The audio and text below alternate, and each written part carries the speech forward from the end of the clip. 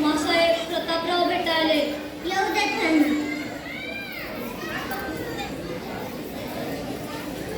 काय खबर प्रतापराव?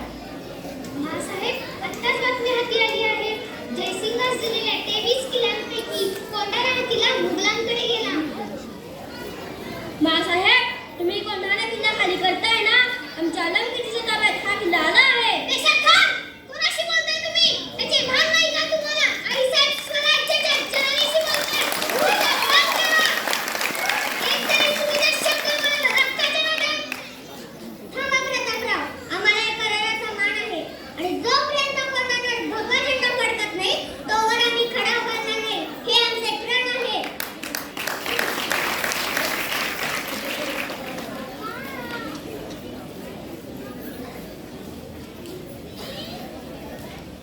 राजे, उदयभान मोठ्या ताकदीनिशी नागिन तोफ घेऊन कोंढाण्यावर चालून येत आहे आणि इकडे बेशक खानदार कोंढाण्यावर तळ ठोकून बसलेला आहे. कोंढाण्यासारखा भक्कम किल्ला मुघलांच्या हाती बरा नाही तर स्वराज्यात परत घ्या. हो मासाहेब हो. कोंढाणा तुम्ही परत घेणारच व आदिलशाही व मुघल यांना चांगला धडा शिकवणार. परत त्यांची गर्दी नजर या स्वराज्यावर पडता का? होय शुभा, आमचा तुमच्यावर पूर्ण विश्वास आहे.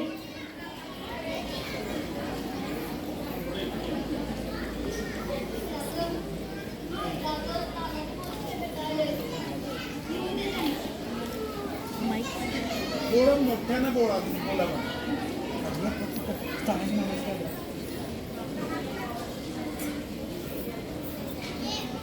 मी आणि तानाजी साहेबाच्या लग्नाचे आमंत्रण देण्यात आलं. आम्ही स्वतः येऊ शकत नाही.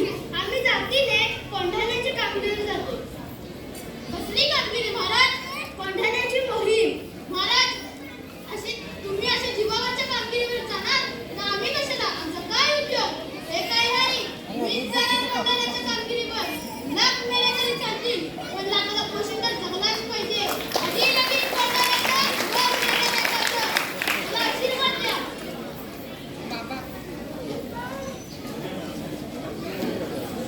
अद्वैत इकडे ये. अद्वैत.